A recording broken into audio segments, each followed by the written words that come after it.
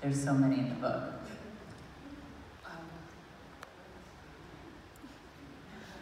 I'm talking to my person. I'll play some Jeopardy music. Yes. How do I tell that in short form? So there was, I can tell you about a mistake I made that I learned from. Because it's so easy to talk about the other stuff, it just makes you sound really, really good. But when I was the beauty director at Teen Vogue, and I was the only one, and I felt that came with responsibility to use beauty, this platform of beauty, as a lens to celebrate my people and to elevate Black beauty. I waited a little while to build up a certain amount of credibility internally and trust to pitch a story about how Afrocentric hair can sometimes be a form of activism. Afrocentric beauty in white spaces can be a form of activism. Thank you. So I felt really, I had gone to Rwanda with one of my best friends in Ethiopia for the first time. It was my first time in Africa, and I got my hair braided in a hut, and I was feeling very in touch with my roots. And then I came back to white corporate America with these same braids and experienced this.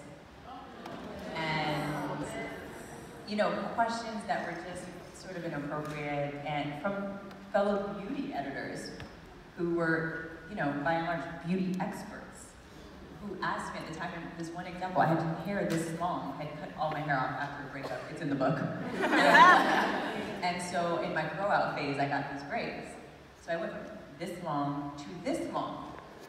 And someone who shall not be named said, "Oh, Elaine, your hair grew so quickly." How is it possible that you are a beauty expert at the pinnacle of the fashion industry, and you don't know the difference between a 2-inch grow out and 18-inch yacht? Like what? And so that's funny, but it sort of speaks to this idea that, like, I was expected to know everything about white beauty as a beauty director, but they were not expected to learn anything, the first thing, about Black beauty. And I was offended. But once again, I had to keep it to myself, so I decided I'm gonna put it into the work. So I pitched this story, and I had this vision, and it connects with the Zendaya incident when she went to the Oscars with those locks, and we all remember how that went down.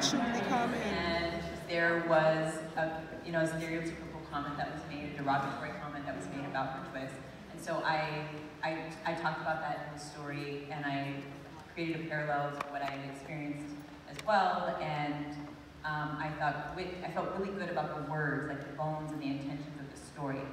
And then for the shoot, I decided I wanted to shoot a model who was also biracial, because Zendaya and myself were both biracial, and I think sometimes as a biracial person, you are granted access into certain spaces that you may not otherwise if your skin color was darker, if your hair was a little bit coarser.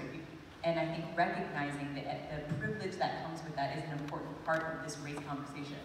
And so choosing your Blackness is powerful and important in a world that denigrates Black beauty. So that was the intention for you guys. So the impact is a little different. So I chose to hire this model who was biracial. We shot her in the same exact twist I had. I felt so good about this story.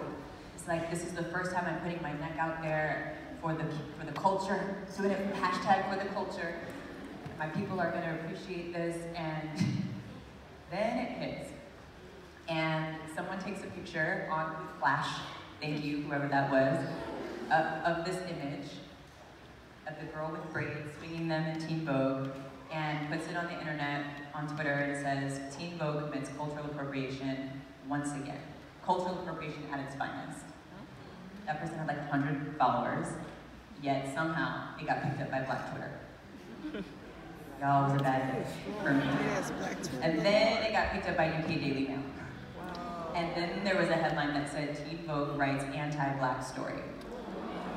And throughout the whole process, I'm watching this bomb, and I'm thinking, did anyone even read the story? And I realized this is an important lesson for anyone who's working in journalism today. We live in clickbait culture. We live in a world where people do not read the stories. They look at pictures and they read headlines and they make a snap judgment. They might not even do that. They might just retweet what someone else said. And often, news is reported off of what someone said on Twitter. So there's a lack of responsibility in terms of, and accountability in terms of journalism, what we call journalism today.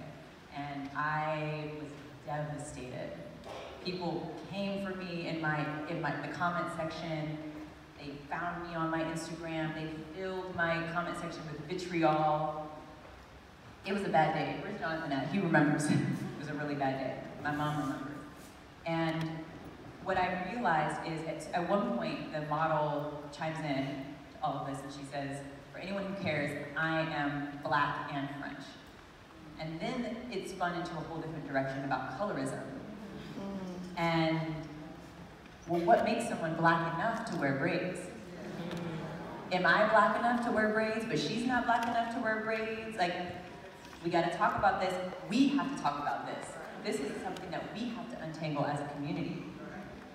The other thing is, though, that I realized when I listened to people share why they were offended, they felt like this is the one chance that we had an opportunity to see us, to see an African hairstyle in the pages of Teen Vogue.